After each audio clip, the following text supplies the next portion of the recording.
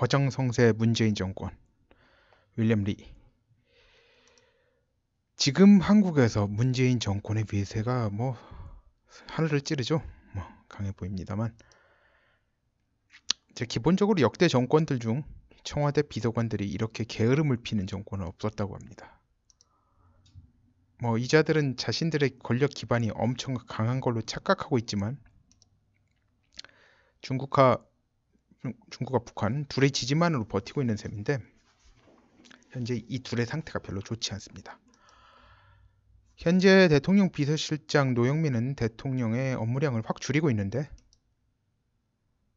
원래 그러면 뭐 청와대 비서실 직원들은 뭐 한마디로 죽어나갈 정도로 빡세져야 돼요. 대통령 업무량이 그걸 갖다 줄일 정도면, 그러니까 줄일 수가 없어요. 원래 대통령 업무량을 줄인다는 게 불가능한 일입니다. 대통령 비서관들이 죽어나는데 진짜 체력적으로 견디지 못합니다. 인간적으로. 자, 이걸 그런데 이게 있잖아요. 청와대 비서실 직원의 원래 업무가 매우 타이트해야지 정말 힘들어지는데, 이게 줄일 수 있다고 하는 거는 원래 놀고 있다는 얘기예요. 자, 어느 정권이나 청와대 이번 정권 제외한 정권들 모든 뭐 좌고 우고 뭐 진짜 과거에 소위 말해서 뭐 장군 출신들 대통령 정권이나 뭐 김영삼, 김대중 노무현 정권이나 이러지 않았어요. 네, 어느 정권이나 청와대 비서실 직원들은 밤이고 낮이고 술을 마실 시간 자체가 없었다고 합니다. 지금은 뭐 술을 마시고 그 영수증들이 나오잖아요.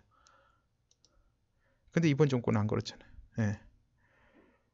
자, 이는 몇 가지 의미가 있는데, 일단 무슨 일을 해야 할지 갈피를 못 잡는 상황이라는 점이 있어요.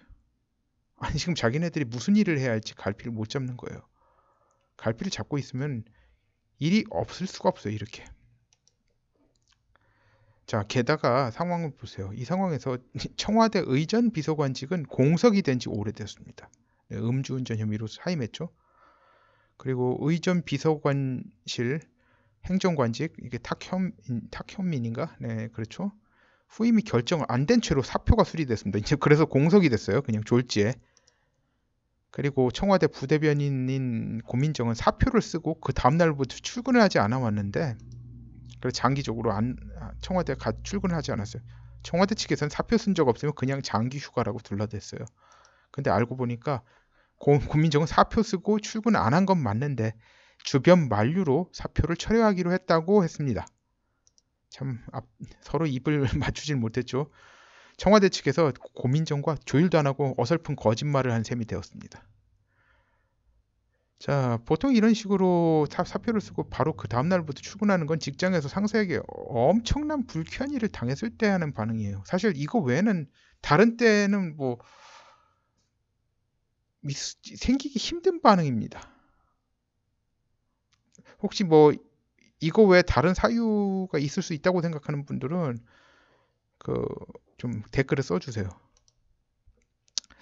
이 예외는 엄청난 중병에 걸려서 출근을 못하는 경우인데, 상황을 보니까 이런 건 아닌 것 같습니다. 고민정 아나운서가 무슨 중병 걸린 건 아닌 것 같아요. 내가 지금 암에 걸렸는데 내일부터 치료받아야 돼요. 그래서 못 나옵니다. 그러진 않은 것 같아요. 안 그러면 뭐 다시 출근한다고 뭐 사표 쓰고 도로 중병으로 진단 나왔다고 사표 쓰고 다음 날부터 바로 안 나왔다고 만류로 도로 나간다는 건 말이 안 됩니다. 자, 이 상황에 문재인의 유일한 딸, 일남 일녀 중에서 뭐 딸 하나니까 유일한 딸이죠. 문다혜는 아픈 아버지를 두고 태국으로 추정되는 모 아시아 국가로 거주지로 옮겼습니다.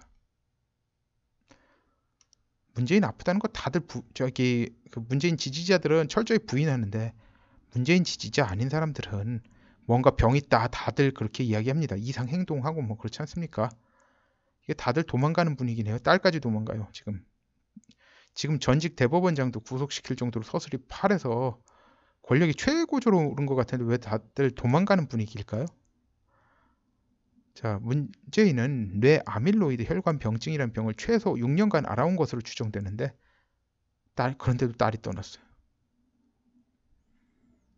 근데 사실 아버지가 아프지 않아도 대통령 딸인 자기가 해외로 가버리면 아버지에게 누가 될 거라는 점은 누구나 예측할 수 있어요. 문다혜가 그렇게 바보는 아니에요. 자, 문재인은 언제라도 병이 악화되어 광증 발작을 일으키든지 아니면 혈관이 터질 수 있는 상황으로 추정됩니다. 뇌혈관이에요. 뇌혈관. 그냥 혈관도 아니고. 이건 내적인 부분이에요. 문재인 정권을 뒷받침하는 양대축인 시진핑과 김정은의 상황을 살펴보죠. 시진핑은 최근에 미국 내 자기의 가장 강력한 우군이었으며 트럼프 최대의 정적인 그러니까 우군이었던 건 과거형이 됐어요.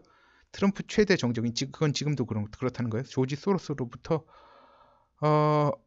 맹렬한 비난을 받았어요. 한마디로 뭐 도저히 더 이상 이 정권을 존재하게 놔둬서는 안 된다. 시진핑 정권을 거의 그런 식의 이야기를 들었어요. 두 사람 사이가 틀려도 단단히 틀린 겁니다. 자, 트럼프는 시진핑의 권력 기반을 흔들지 않으면서 중국 경제를 붕괴시킬 방안을 추구했어요. 그러니까 너무 흔들다 보니까 트럼프가 시진핑을 중국을 너무 흔들다 보면 시진핑이 실각하면 안 되니까 실각하지 않을 정도로만 계속 흔드는 거예요. 최대치로 그냥 흔들었다가 멈췄다가. 시진핑이 워낙 무능해서 그가 중국의 국가주석인 것이 미국에 이롭기 때문입니다. 그래야지 잘 무너지죠. 중국 경제를 무너뜨리는 게 목적인데. 자, 중국의 내부 모순으로 가득 찬 경제에 외적 충격을 가해서, 그러니까 외적 충격도 최소한도로 그러니까 가능한 진짜 너무 많이 가하지 않고 그렇게 가해가지고 내부에서 붕괴시키려는 거예요. 그러면서 미국 달러와 패권에 이제 도전할 수 없게 밟는 거죠. 근데 이 과정은 이제 미국도 데미지를 입을 수 있는데 그 데미지를 최소화시키려고 하는 그런 고려를 다 하고 있습니다. 시진핑이 총애하는 외교부장 왕이는 특히 한심합니다. 과거의 외교부장들에 비해 역량은 떨어지는데 속에 있는 말을 다 하는 최악의 외교부장입니다. 이게 외교부장이라는 건 겉과 속이 달라야 돼요. 외교관이라고 한 건 겉과 속이 달라야 되는데 외교관 대장 노릇하는 외교부장이 자기 속에 있는 말을 다 하면 어떡해요. 한국에 지금 현재 문재인 지지하는 사람들도 중국 싫어하는 사람이 많은데 이 왕이 때문에 그렇습니다. 왕이가 완전 자기 아랫사람 대하듯이 문재인을 대했잖아요. 그러니 당연히 문재인 지지하는 사람들 사이에서도 반중 감정이 생길 수밖에 없죠. 왕이는 딱 보기에 너는 우리한테 네 권력을 갖다 의지하는 인간이니까 넌 내 밑사람이야 라고 그런 식의 제스처를 표했는데 문재인 지지자들은 당연히 아이씨 뭐 진짜 중국 사람에 대한 비하어 있잖아요. 뭐 개 그런 식으로 말이 나오죠. 입에서 튀어나오죠. 자, 김정은은 신부전이 겹쳤는데도 담배를 계속 피고 있습니다. 이거는 그거 보고 알았습니다. 김영철 만나는 사진이 나오더라고요. 그 담배하고 담배꽉하고 재떨이를 갖다 놨더라고요. 10대 초부터 폈으니까 끊기가 힘들 것인데 이제 어릴 때 피기 시작할수록 끊기가 힘들다고 합니다. 담배는. 근데 끊을 생각을 했었는지는 모르겠네요. 자, 트럼프는 김정은에게 이제 희망 고문과 군사력을 통한 압박을 갖다 병행해서 가하고 있어요. 그래서 김정은의 심신을 흔들고 있습니다. 자, 김정은의 지금 몸 상태는 한 번의 심근경색 발작이 사망으로 직결될 상황으로 보입니다. 이게 뭐 도저히 뭐 고칠 수 있는 상황이 아닌 몸 상태가 지금 다 총체적 난국이죠. 김정은 몸 상태야말로. 그 나이에 솔직히 그러니까 그 정도로 의료진이 붙은 사람 치고 또 몸이 최악인 거의 뭐 하여튼 역사적으로 전무후무할 거예요. 그 정도로 전속 의사들이 붙어 있는데도 몸이 그 정도로 그 나이에 망가요. 40도 안 된 지금 만 36을 간 넘긴 사람이 자 여기에 이제 이건 다시 내부적인 요소로 돌아왔습니다. 김경수 경남지사가 소위 드루킹 사건의 선거법 위반 혐의로 유죄 선고받고 법정 구속되었습니다. 야 이거 내외적으로 진짜 막 흔들려요. 더불어민주당은 이 형을 선고한 판사를 인민재판식으로 끌어내리겠다고 방방 뜨고 있습니다. 근데 반응이 좋지 않아요. 보면 사람들 반응이. 왜냐? 문재인 지금 인기가 너무 많이 떨어졌어요. 이거 지금 통계 조사 기관에서 진짜 뭐 가짜 통계로 이게 조작을 하는 건지 뭐 말도 안 되는 그 통계를 내고 있는데, 그 통계가 맞다고 하면 사람들이 이것에 대해서 분노를 표출해야 되는데 분노 표출하고 있질 않아요. 네. 자, 처음에도 나온 말이죠. 지금 문재인 정권은 전임 대법원장을 구치소에 처박으면서 권력의 전성기를 구가하는 것 같이 보입니다. 그런데 이 정권의 안과 밖에서 지탱하는 기둥들이 한결같이 대단히 부실한 상황이에요. 그리고 이 문재인 정권이라 불리는 이 허장성세 주변에 미세한 지진들이 계속 관측되는 거예요. 계속 상황 변동이 되면서 흔들리고 있습니다.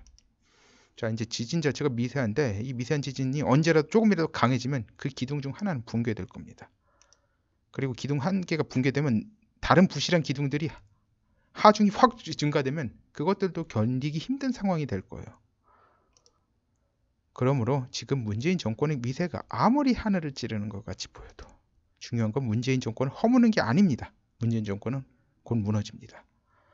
허무하게 허물어진 문재인 정권을 두고 엉뚱한 자들이 공을 가로채고 나라를 이상한 방향으로 끌고 가는 걸 막는 게 중요한 거예요. 문재인 정권은 오래 가지 못해요.